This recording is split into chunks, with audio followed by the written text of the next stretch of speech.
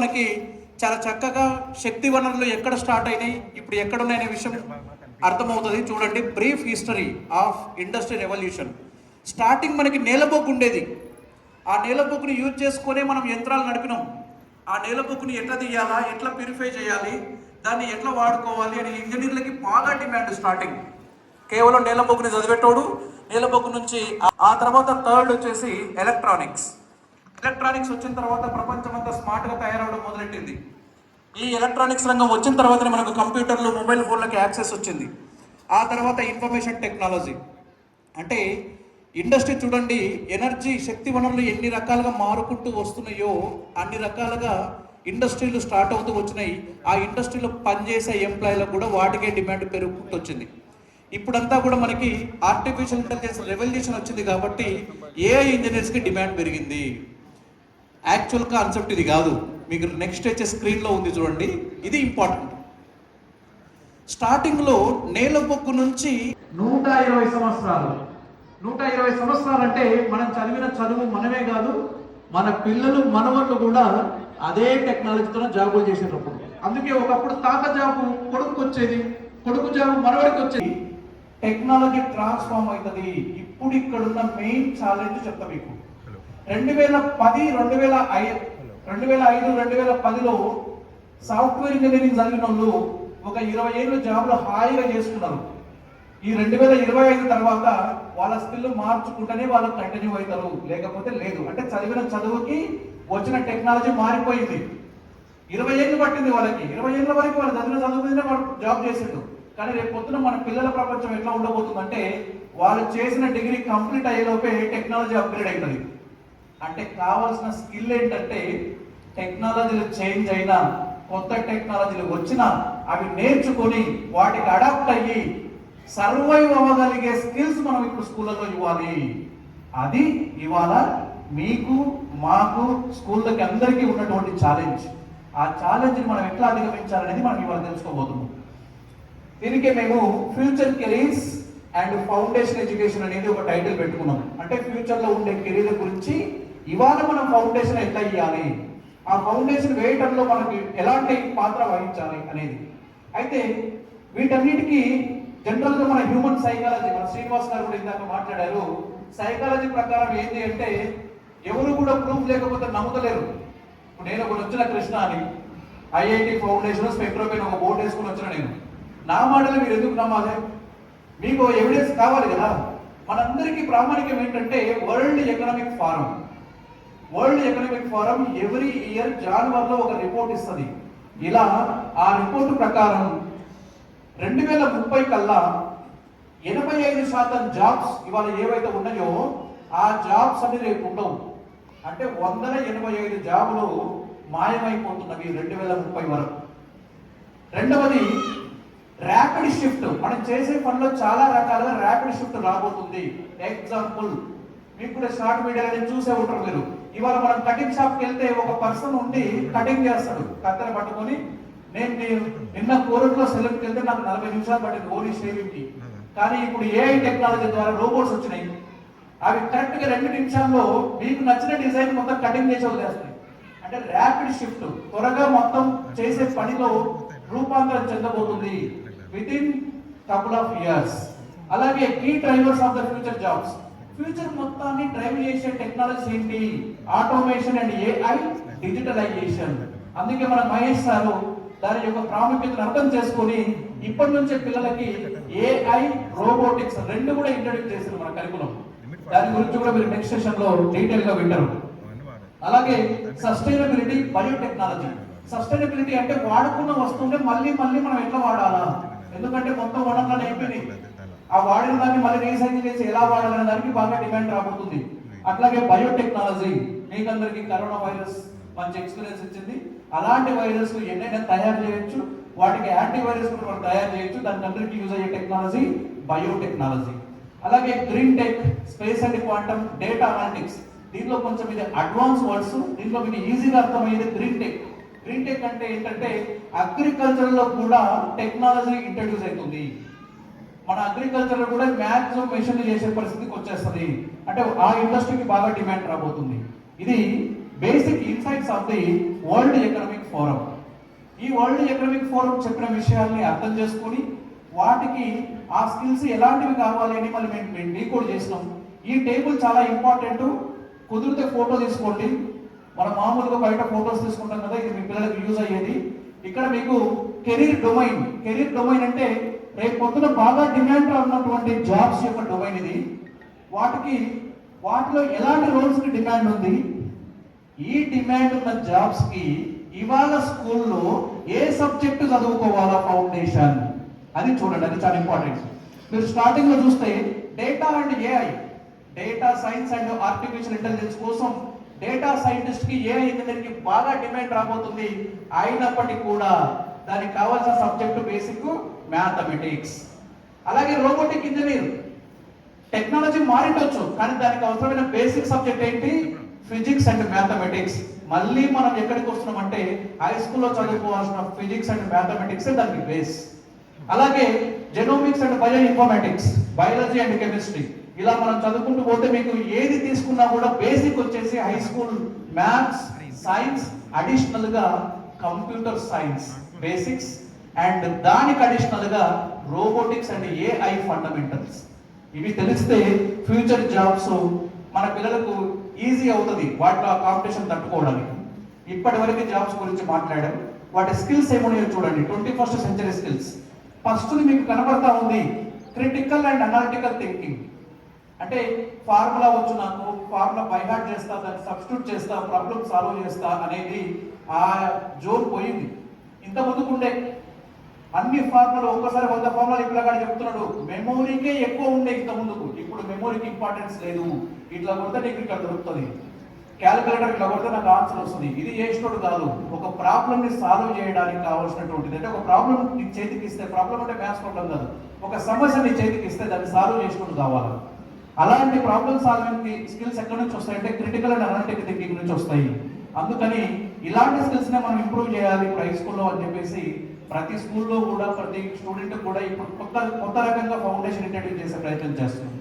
మీరు ఇది stem foundation దేనికి పనికి వస్తాయి, ఇంటిగ్రేటెడ్ ప్రాజెక్ట్స్ ఏముంటాయి, వాటికి బ్లూమ్ స్టాక్స్ అని మ్యాపింగ్ ద్వారా మన ఫౌండేషన్ ఇంపార్టెన్స్ పెంచుతున్నాం. ఈ కొటేషన్ జాగ్రత్తగా చూడండి. The future belongs to those who prepare for it today.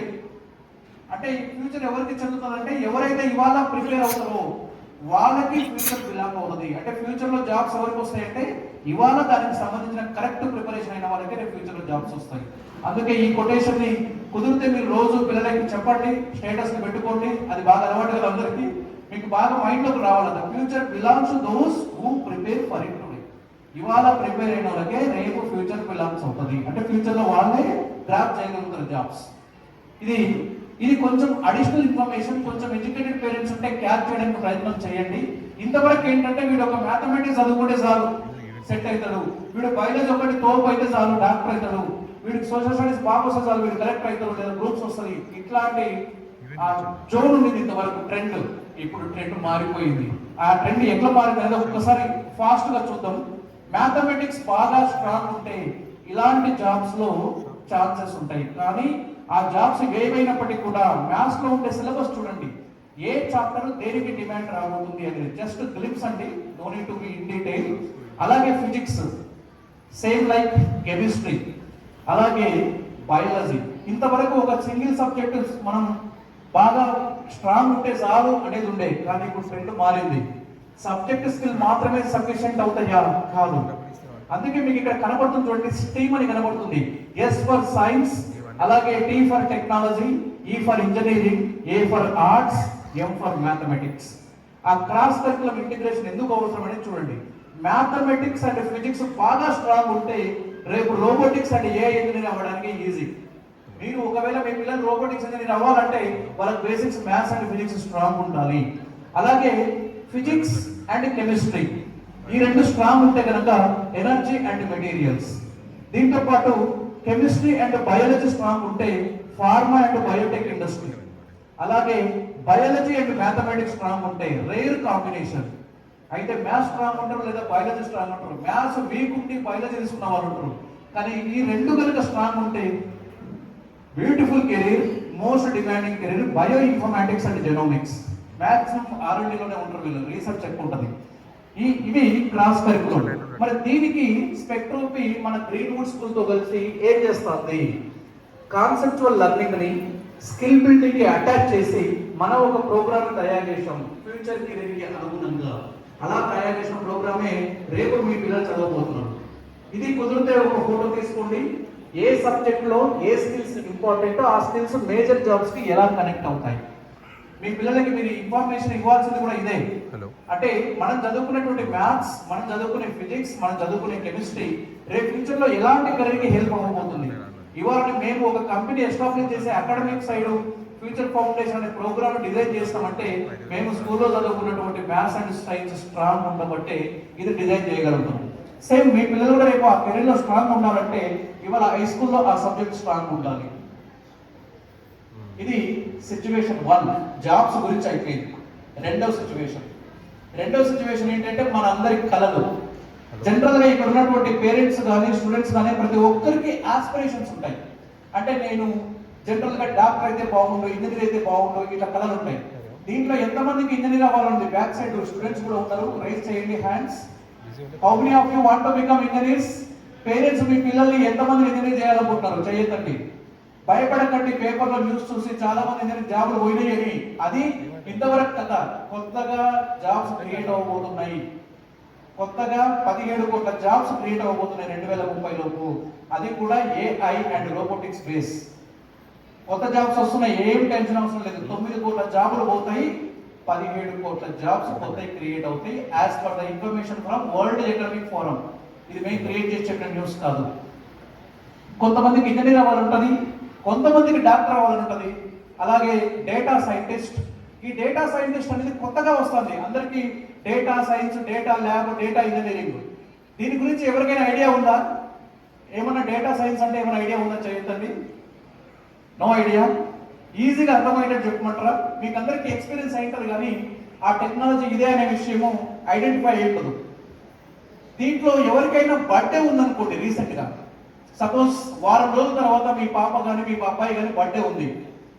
Birthday కోసం వాళ్ళు ఏం చేస్తారంటే ఇంట్లో మిమ్మల్ని, నాకు గేర్ సైకిల్ కొని, నన్ను వండర్లా తీసుకెళ్ళు, నాకు ఇంకొకటి రకరకాల మిమ్మల్ని అడుగుతారు.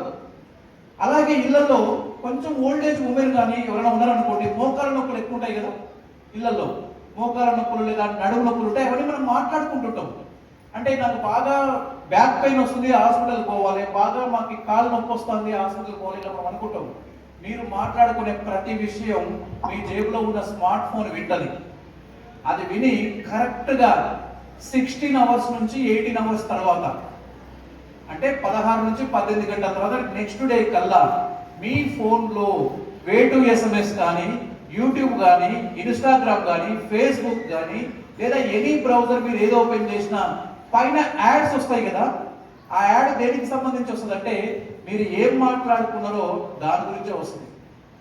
మీరు సపోజ్ నాకు బాగా మోకాల నొప్పులు ఉన్నాయి అంటే మీ ఫోన్కి ఒక యాడ్ వస్తుంది, అడ్వాన్స్డ్ రోబోటిక్ నీ సర్జరీ. అంటే రోబోటిక్ సర్జరీతో నీ ప్రాబ్లం, మోకాల నొప్పులు ఏమున్నా బాగు చేసే హాస్పిటల్ దగ్గరలో కరీంనగర్లో ఉంది, మీరు తొందరగా విజిట్ చేయండి అనే యాడ్ మీకు దానికి వస్తుంది.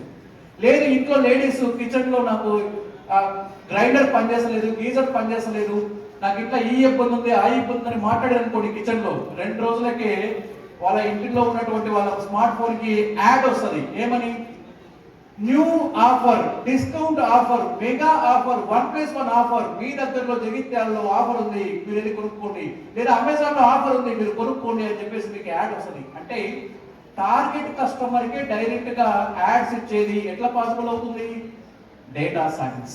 అంటే ఇది ఒక్కటే కాదు, ఇది ఈజీ ఎగ్జాంపుల్ అని మీకు చెప్పిన. డేటా సైన్స్ తో చాలా చేయొచ్చు. రీసెంట్ గా మనకి వార్ జరుగుతూ ఉంది కదా, ఆ వార్ జరిగిన దాని టెక్నాలజీలో కూడా data science and artificial intelligence ని వాడి వాళ్ళు ట్రాక్ చేయగలిగారు. చాలా యూసెస్ ఉన్నాయి. మీకు ఈజీగా అర్థం అవడం కోసం నేను ఈ ఎగ్జాంపుల్ తీసుకున్నాను. మీరు ఏది మాట్లాడుకున్నా దాని గురించి యాడ్ వస్తుంది. మీకు అది సంబంధం ఉన్నా సంబంధం లేకపోయినా మీరు బాగా మాట్లాడాలనుకునే 2 రోజులు దాని గురించే యాడ్ వస్తుంది.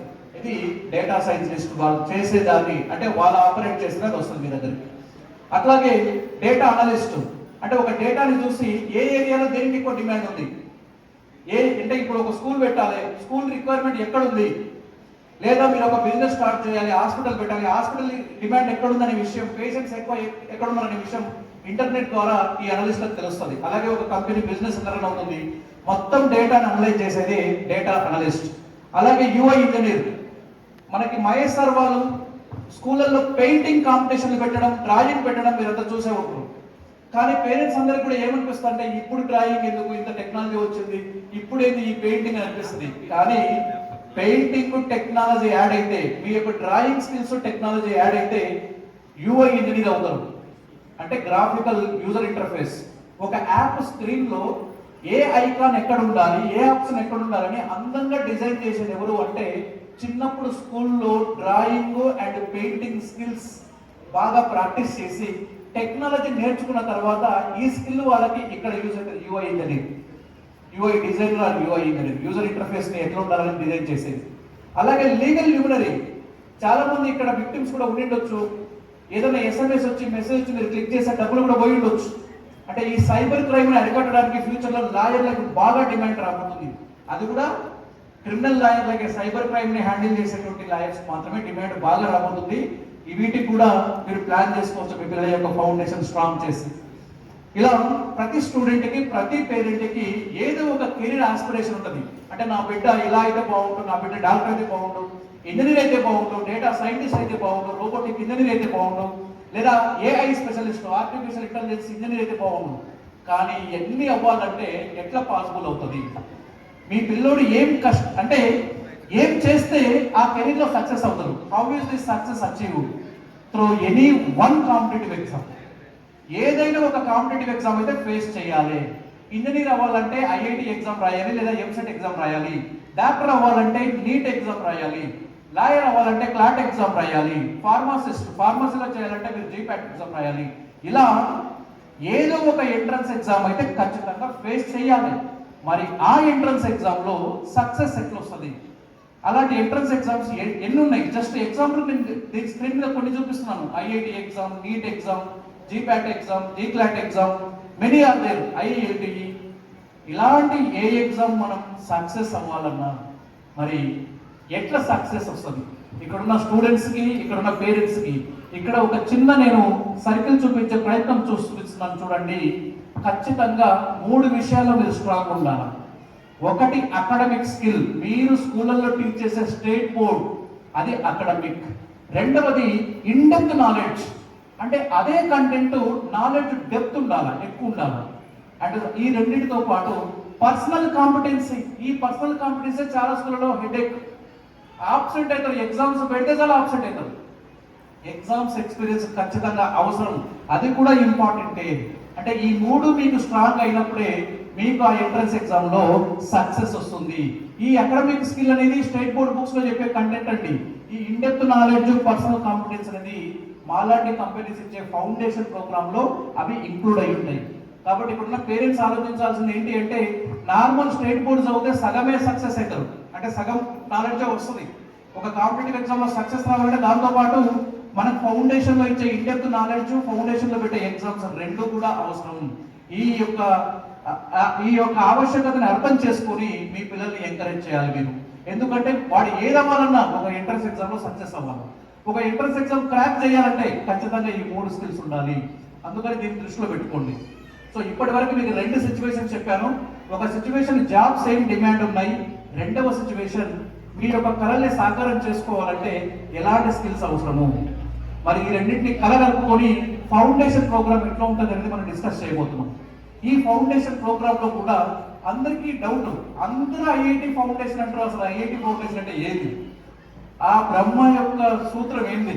ఆ దాన్ని ఐఐటి ఫౌండేషన్ అని చెప్పేసి మాకు చెప్తున్నారు, కానీ దాన్ని ఏం చెప్తారు, అది ఎందుకు డిఫరెన్స్ వస్తుంది, దానివల్ల మాకు ఏం అడ్వాంటేజ్ వస్తుంది అనేది ఒక నెక్స్ట్ 10 to 15 minutes లో మీకు క్లోజ్ చేసే ప్రయత్నం చేస్తాను. జనరల్ గా ఫౌండేషన్ అంటే stepping stone for successful career, అందరు చెప్పే డెఫినేషన్. రెండవది ఏంటంటే success Mantra for the competitive exams. ఒక కాంపిటేటివ్ ఎగ్జామ్ ని క్రాక్ చేయడం కోసం కావాల్సిన సక్సెస్ మంత్రాలన్నీ కూడా ఫౌండేషన్ లో మీకు నేర్పిస్తారు. ఇదంతా బాగానే ఉంది సార్, మీరు బాగానే చెప్తారు, మాకు స్కూళ్ళలో కూడా మస్తు చెప్తారు, కానీ ఫౌండేషన్ తీసుకోకపోతే ఏమవుతుంది? నిజంగా అంత అవసరం ఫౌండేషన్. ఫౌండేషన్ తీసుకోకపోవడం నష్టమైంది. నా దగ్గర మస్తు డబ్బులు ఉన్నాయి, ఇంటర్మీడియట్ నేను నారాయణలో జాయిన్ చేస్తాను, డైరెక్ట్ మాదాపూర్ క్యాంపస్ లో జాయిన్ చేస్తా. మీ దగ్గర డబ్బులు ఉండొచ్చేమో, జాయిన్ చేసి చదివించడానికి. కానీ మీ పిల్లోడి దగ్గర ఏం తక్కువైంది అనేది ఈ 2 స్లైడ్లలో మీకు అర్థమవుతుంది. పేరెంట్స్ అందరూ ఒక్క 5 నిమిషాలు కొంచెం అటెన్షన్ పే చేయండి. ఇక్కడున్న ఇన్ఫర్మేషన్ చాలా ఇంపార్టెంట్. ఫౌండేషన్ తీసుకోకపోతే ఏమవుతుంది? 2024లో ఒక ఎగ్జామ్ జరిగింది. ఆ ఎగ్జామ్ని ఎంతమంది రాశారండి? చూడండి స్క్రీన్ మీద, గట్టిగా చెప్పాలా. 25 లక్షల మంది రాశారు, 25 lakhs.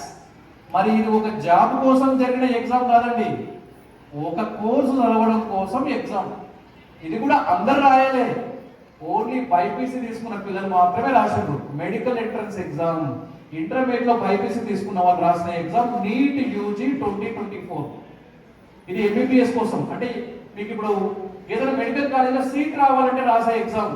ఓన్లీ హైయర్ స్టడీస్ చదవడానికే 25 లక్షల మంది రాస్తారు.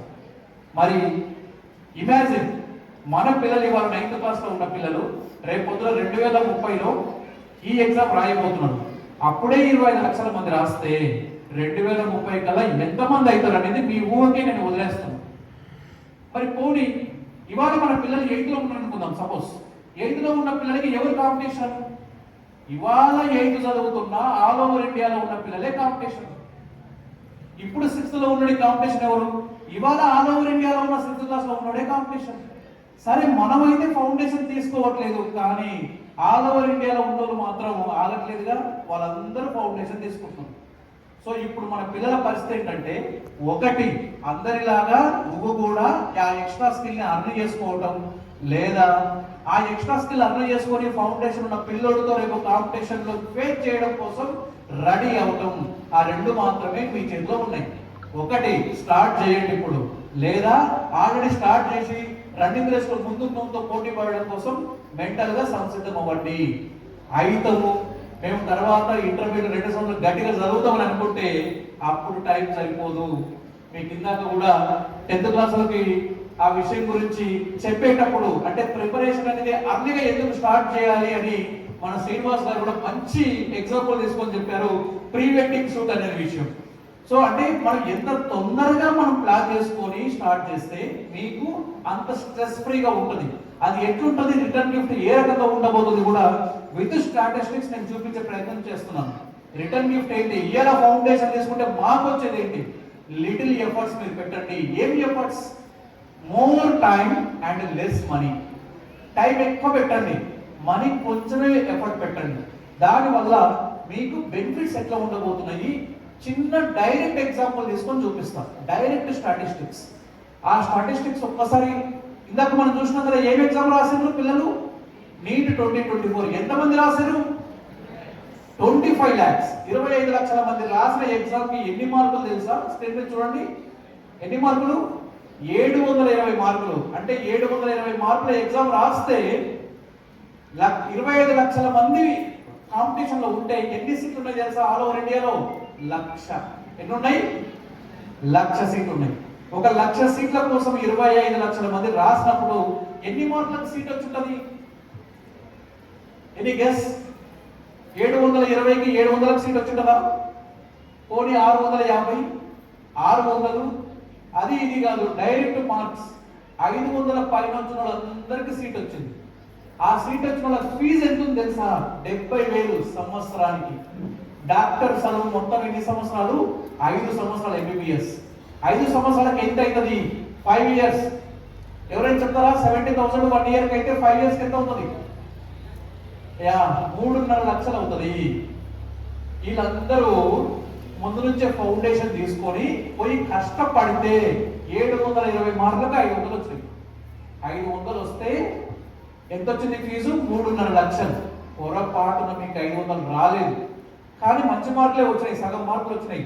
350 నుంచి, అంటే 360 నుంచి 500 వచ్చిన వాళ్ళకి ఫీజు ఎంత చూడండి, 11 లక్షలు. 5 సంవత్సరాలకు కాదు, 1 సంవత్సరానికి. మరి 5 ఏళ్ళకి ఎంత అవుతుంది? 55 లక్షలు అవుతుంది. అంటే మనం ఇప్పటి నుంచి ఎఫర్ట్స్ పెడితే ఎంత బెనిఫిట్ ఉందని ఇమాజిన్ చేయండి. కొంతమంది అనుకుంటారు, నా దగ్గర 20 ఎకరాల భూమి ఉంది, 1 ఎకరా అమ్మితే అయిపోతుంది. 1 ఎకరా అమ్మి నువ్వు చదివిద్దామన్నా ఊకే ఇయ్యరు ఆ సీటు. ఆ సీటు కూడా మార్కులు రావాలి. ఎన్ని రావాలా? 250 నుంచి 360 మార్కులు రావాలా. వస్తే డొనేషన్ సీట్ వస్తుంది. దానికి ఎంత పెట్టాలా? 1.5 నుంచి 3 కోట్లు పెట్టాలి. మరి ఇప్పుడు మేము ఇప్పటి నుంచి మన స్కూల్లో 6th క్లాస్ నుంచి ఫౌండేషన్ తీసుకుంటే ఏం బెనిఫిట్ ఉంది చూడండి. ఎంత బెనిఫిట్ ఉంది? 55 లక్షల నుంచి 3 కోట్ల బెనిఫిట్ ఉంది. ఇది రిటర్న్ గిఫ్ట్. అంటే మీరు ఇప్పుడు ఏమి ఇన్వెస్ట్ చేయాలా? మోర్ టైం అంటే ఏంటి? ఇంటికి వెళ్ళిన తర్వాత 5-6 గంటల చదువులు కాదు, 6వ తరగతి నుంచి ఫౌండేషన్ స్టార్ట్ చేయడం. 6th, 7th, 8th, 9th, 10th, 11th, 12th ఇంకొక 2-3 సంవత్సరాలలో ఈ ఇంటర్మీడియట్ బోర్డు క్యాన్సిల్ అవ్వబోతుంది. మొత్తం కూడా స్కూలు కాలేజీ రెండు కలుపుతారు. కలిపిన తర్వాత 8th క్లాస్ వరకు ఒక slab, 9th, 10th, 11th, 12th ఇంకో స్లాబ్. ఇదే బాయ్సారి ఇక్కడనే మళ్ళీ డాక్టర్ కోచింగ్ స్పెషల్గా ఇస్తాడు, ఇంజనీరింగ్ కోచింగ్ స్పెషల్గా ఇస్తాడు 8th క్లాస్ తర్వాత.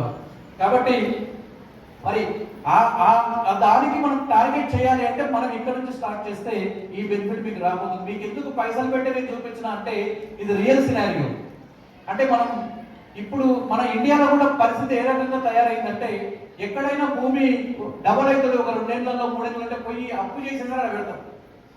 కానీ మన పిల్లల భవిష్యత్తు కోసం ఒక 5,000 పెట్టి ఒక స్పెషల్ కోచింగ్ ఇప్పియాలి, ఒక 10,000 పెట్టి స్పెషల్ కోచింగ్ ఇప్పియాలంటే ఏ పేరెంట్ కూడా ఎక్కువ ఆలోచన చేస్తలేడు.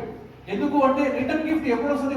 14 సంవత్సరాలు 15 సంవత్సరాలు పెట్టుబడి పెట్టాలా, ఆ తర్వాత కూడా జాబ్ వసదో రాదో అనే దాని మీద ఆ మెంటాలిటీతో ఉన్నారు అందరూ కూడా.